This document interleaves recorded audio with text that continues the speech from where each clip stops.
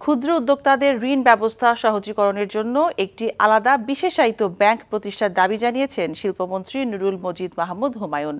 সন্ধ্যায় বাংলাদেশ ক্ষুদ্র ও কুটির শিল্প কর্পোরেশনের নকশা কেন্দ্রের আয়োজিত কারুশিল্পী পুরস্কার 1430 অনুষ্ঠানে এসব কথা জানান তিনি। মন্ত্রী বলেন, এসব ক্ষুদ্র উদ্যোক্তাদের টিকিয়ে রাখতে দেশের সরকারি ও বেসরকারি খাতকে এগিয়ে আসতে হবে।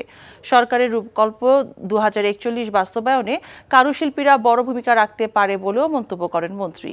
পরে নকশিকাঁথা, শঙ্খ, পুতুল, শতরঞ্জি সহ কারুশিল্পের 10 ক্যাটাগরিতে শ্রেষ্ঠ 10 কারুশিল্পীর হাতে পুরস্কার তুলে দেন শিল্পমন্ত্রী।